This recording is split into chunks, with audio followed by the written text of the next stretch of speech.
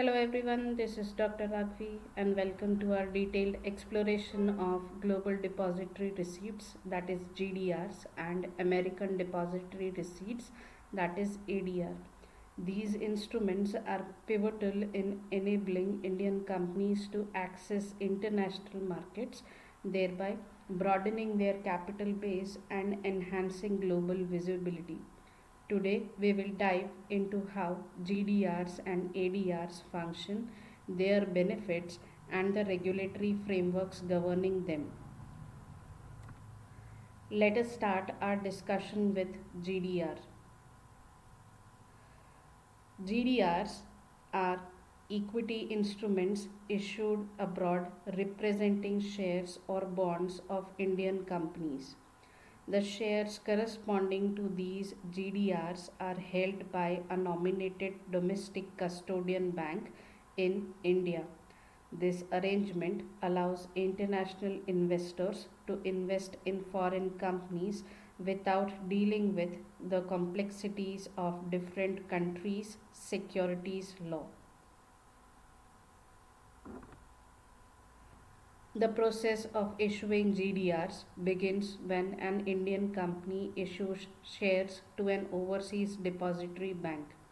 The depository bank then issues GDRs against these shares, each possibly representing one or more shares held in a fixed ratio. This mechanism simplifies foreign investment in Indian equities. Let us now look at the characteristics of GDR. GDRs are freely transferable outside India and are known for their liquidity and flexibility. Dividends on these instruments are paid in Indian rupees corresponding to the shares represented by GDRs. Typically, GDRs are listed and traded on foreign stock exchanges, often in over the counter markets among professionals. Moving ahead, let us now see the rights and conversions. Holders of GDRs can convert their receipts into underlying shares which can then be sold in domestic market in India. Initially, GDRs do not carry voting rights. However, once converted, the resulting shares carry voting right and are traded like any other shares on the domestic exchanges. Let's now look at the major markets and exchanges. GDRs are commonly listed on Luxembourg and London stock exchanges. The primary investors are institutional investors with significant demand from major markets like the UK, US, Hong Kong, Singapore, France, and Switzerland, demonstrating the global appeal of Indian securities. Moving ahead, let us look at the regulatory aspects. Under SEC Rule 144A, non-US company can offer GDR to a qualified institutional buyer in the US without full SEC registration.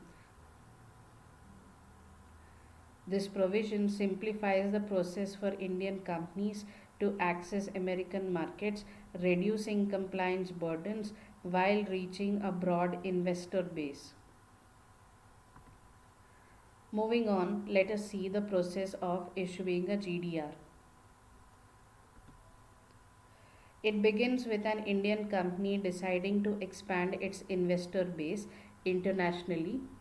The company issues shares to an overseas depository bank, which in turn issues the GDRs against these shares. So, the company decides that it wants to go international. It selects a depository bank. The shares are deposited in the custodian bank.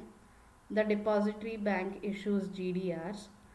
The GDRs are listed on a selected stock exchange.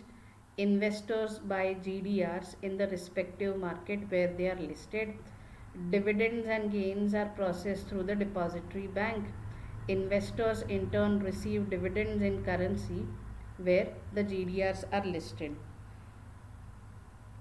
So, like a normal share, these GDRs are listed and traded on international stock exchanges. This process not only enhances the company's global visibility but also diversifies its funding sources. This becomes a major advantage of issuing GDRs. Moving on, let us see now the ADRs, that is American Depository Receipts. American depository receipts are negotiable instruments denominated in US dollar issued by a US depository bank.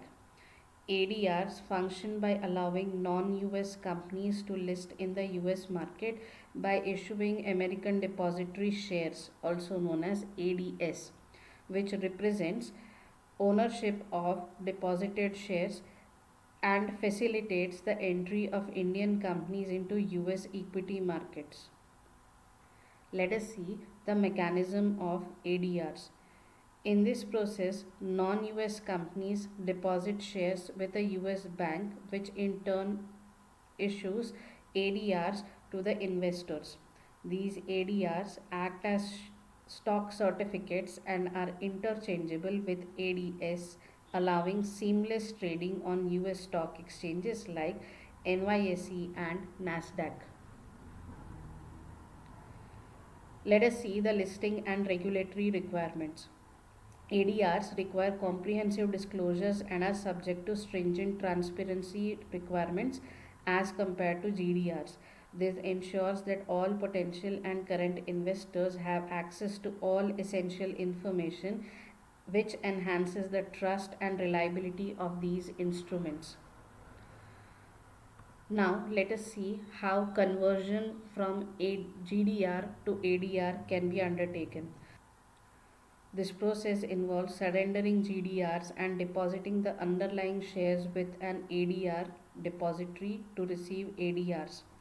Though it does not generate new funds, this conversion increases liquidity and market access, facilitating smoother capital movements between markets. Let us now understand the process of issuing ADRs. The issuance process of ADR starts similarly by a company which is in India depositing its shares with a US bank. This bank then issues ADRs corresponding to these shares, which are denominated in US dollars and traded on US stock exchanges like NYSE and NASDAQ.